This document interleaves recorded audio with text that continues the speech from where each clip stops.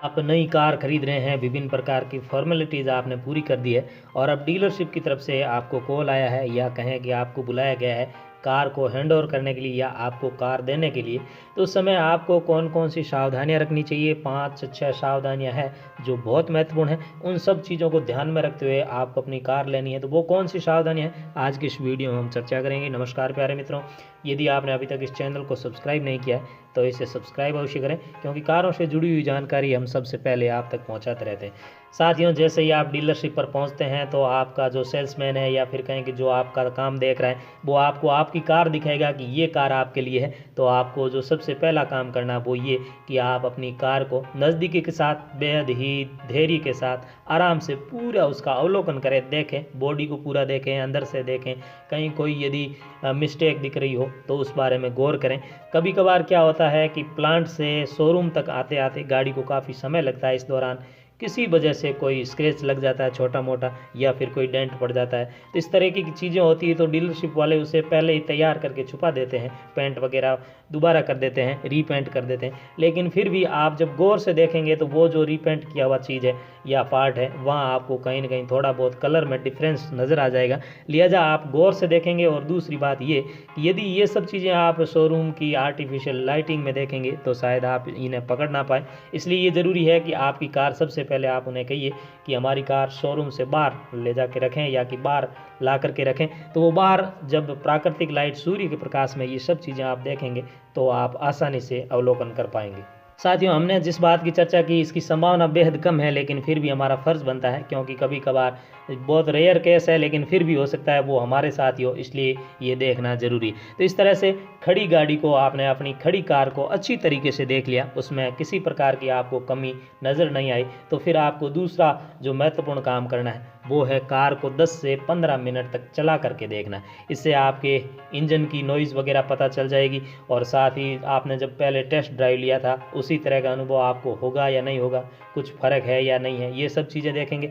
साथ ही साथ इस दौरान जो सबसे अच्छी चीज़ आपको देखने की मिलेगी वो ये कि सभी फीचर्स है उन्हें आप चेक कीजिए। 10-15 मिनट की ड्राइविंग में सभी फीचर्स चेक करेंगे, आपको दिख जाएगा या पता चल जाएगा कोई फीचर्स में किसी प्रकार का डिफेक्ट नहीं है, किसी प्रकार की कमी नहीं है, सीट बेल्ट वगैरह सब प्रॉपर काम कर रहे हैं। कभी कभार, हालांकि ये संभावना बहुत कम होती है, लेकिन फिर भी कभी कभार ऐसा हो जाता है कि कोई ऐसा फीचर्स होता है जो प्रॉपरली वर्क नहीं करता है, तो वो उस समय आप उसे पकड़ पाएंगे और तुरंत ही उसे ठीक करवा पाएंगे। साथ ही इस प्रकार की सावधानियां रखते वक्त शोरूम के जो संबंधित व्यक्ति हैं वो काफ़ी असहज महसूस करेंगे और वो चाहेंगे कि आप इस प्रकार की चीज़ें ना करें। वो बार बार आपको कहेंगे कि आप हमारे ऊपर विश्वास रखिए, हम आपको एकदम शानदार गाड़ी देंगे। लेकिन साथियों, हम ये चाहते हैं कि मामूली आलस के चलते किसी प्रकार की छोटी मोटी त्रुटि है तो वो समय से आपको पता चल जाए, अन्यथा आप गाड़ी लेकर के घर गए हैं, 1-2 दिन चला रहे हैं उसे, उसके बाद आपको पता चल रहा है कि इस गाड़ी में ये मिस्टेक है, फिर आप उनसे संपर्क करते हैं, वो कहते हैं कि आप इसे सर्विस सेंटर पर ले आइए, आपको वहाँ जाना पड़ता है। हालांकि सब कुछ ठीक वो फ्री में कर देते हैं, लेकिन फिर भी आपका समय खराब अवश्य होता है। लिहाजा आप पहले ही 5-10 मिनट ड्राइविंग करके गाड़ी को अच्छी तरीके से परख सकते हैं। तो साथियों, इस तरह से जब आपने 2 चीज़ें देख ली तो उसके बाद आप गाड़ी के कुछ डॉक्यूमेंट अवश्य देखें, या फिर कहें कि इसकी मैन्युफैक्चरिंग वगैरह की बात है वो आप अपने दिमाग में रखें। इसके लिए साथियों, आप डीलरशिप से फॉर्म नंबर 22 मांग सकते हैं, जिसमें सभी छोटी मोटी जानकारी उस संबंधित गाड़ी की लिखी हुई होती है। इससे आप ये पता कर सकते हैं आसानी से कि आपकी गाड़ी कब मैन्युफैक्चर हुई है।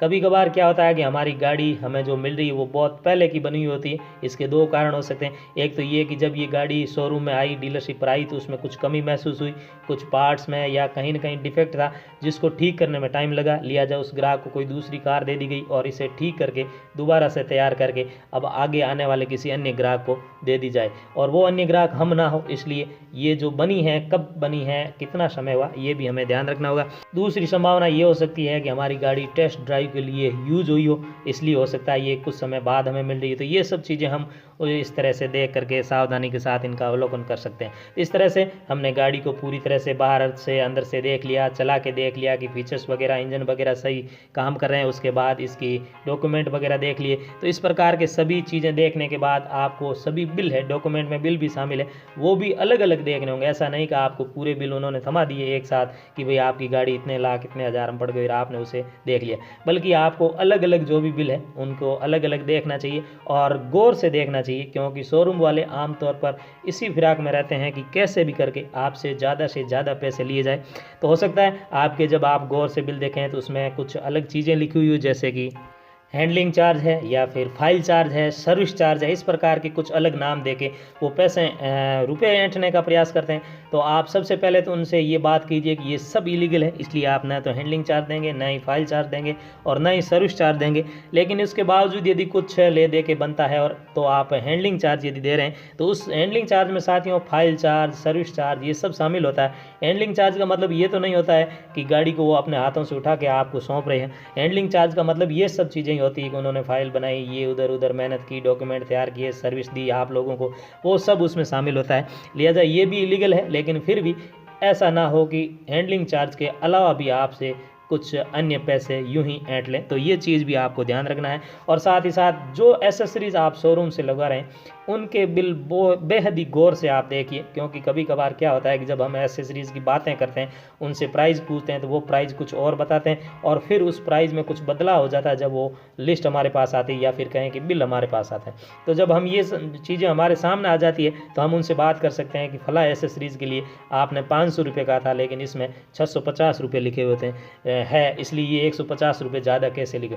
ये उदाहरण स्वरूप ऐसे हम समझ सकते हैं। तो कहीं ना कहीं उन्हें वापस जो एसेसरीज़ का बिल है उसे ठीक करना ही पड़ेगा और ये तय है कि वो ज़्यादा पैसे नहीं ले पाएगा यदि आप जागरूक हैं। और दूसरा साथियों, यदि एसेसरीज़ की बात करें तो आपकी गाड़ी पिछले काफ़ी समय से बाज़ार में है तो आपको बाज़ार से ही एसेसरीज़ लेनी है, यानी कि आफ्टर मार्केट आप एसेसरीज़ खरीदिए। शोरूम से आप एसेसरीज़ खरीदेंगे वो आपको काफ़ी महंगी मिलेगी।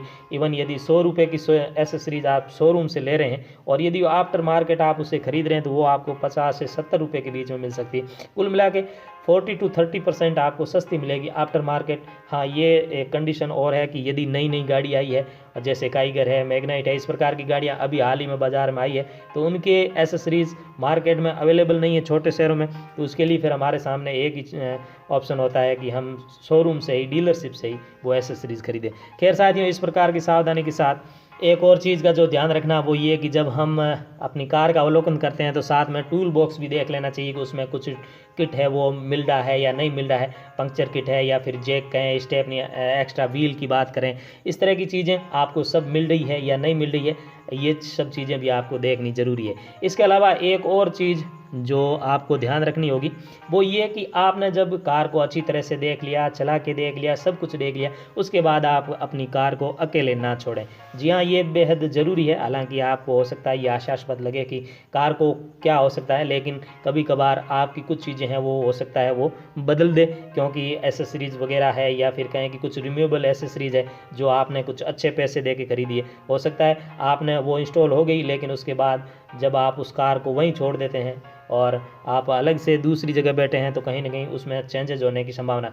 ये डीलरशिप स्तर पर ना हो, लेकिन छोटे मोटे जो वर्कर्स होते हैं, वहाँ काम करने वाले होते हैं, वो भी कर देते हैं। इसलिए आपको अपनी कार पर हमेशा अपने कार के साथ रहना है, या दूसरे शब्दों में कहें तो उस पर नज़र रखनी है। यदि कोई काम करवाना है, ज़रूरी हो, यदि उसे वर्कशॉप वगैरह में ले जा रहे हैं या ऐसी जगह पर ले जा रहे हैं तो आपको उसके साथ रहना है, या आप अपने किसी परिचित को उनके साथ रखें ताकि आपकी कार के साथ किसी तरह का खिलवाड़ ना हो। इसके अलावा एक चीज़ आपको और अवश्य देखनी चाहिए वो है कार के टायर्स, उनमें किसी प्रकार का कट ना लगा हो, कोई किसी प्रकार की दरार ना आई हुई हो।